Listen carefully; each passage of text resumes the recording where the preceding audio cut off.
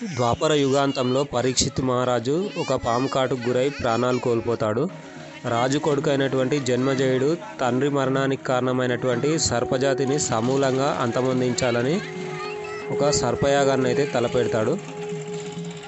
దీనికోసం యజ్ఞగుండాలు నిర్మించి అత్రి, కశ్యప, విశ్వామిత్ర, జమదగ్ని, వశిష్ఠ, గౌతమి, భరద్వాజ వంటి సప్త ఋషులతో ఈ యాగాన్ని నిర్వహిస్తాడు. ఫలితంగా సర్పాలన్నీ కూడా అగ్నికి ఆహుతి అవుతుండడాన్ని చూసినటువంటి నాగుల తల్లి ఆందోళనతో దేవుళ్లను వేడుకుంటుందట. అగ్నికి ఆహుతైనటువంటి నాగులకు పుణ్యగతులు ప్రాప్తించేందుకు గరుత్మంతుడు పాతాళంలోని భోగవతి నదిని తీసుకొని వస్తాడు. యజ్ఞస్థలికి రాగానే భోగవతి నది 7 పాయలుగా చీలి ప్రవహించిందట. సర్పయాజ్ఞ గుండాలను ముంచేస్తూ ఒక పాయ రాతి గుహలో వెలిసిన దుర్గామాత పాదాలను తాకుతూ గోదావరిలో కలిసిందట.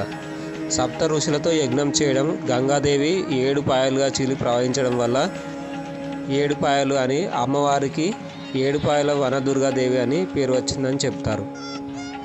7 పాయల దుర్గమ్మ ఆలయం మెదక్ జిల్లా పాపన్నపేట మండలం నాగసానిపల్లి గ్రామంలో 7 పాయల నదీ తీరంలో వెలిసినటువంటి ఈ క్షేత్రం మెదక్ పట్టణానికి 20 కిలోమీటర్లు, అదేవిధంగా హైదరాబాద్ నుండి 100 కిలోమీటర్ల దూరంలో ఉంది.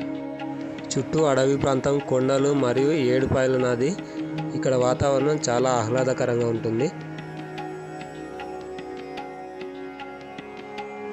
ఇప్పుడు మీరు చూస్తున్నది సంతాన గుండం. ఎవరైతే పిల్లలు లేని దంపతులు ఉంటారో వాళ్ళకు ఇక్కడ స్నానం చేసినట్లయితే తప్పకుండా సంతానం కలుగుతుందని ఇక్కడికి వచ్చే భక్తులు ప్రగాఢంగా నమ్ముతూ ఉంటారు.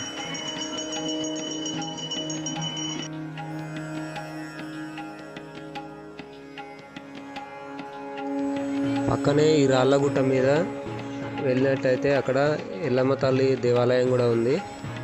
మీరు వెళ్ళినట్టయితే తప్పకుండా దర్శించుకోండి. అదేవిధంగా ఈ వీడియోలు నచ్చితే తప్పకుండా లైక్ చేయండి. అదేవిధంగా ఛానల్ని సబ్స్క్రైబ్ చేయండి.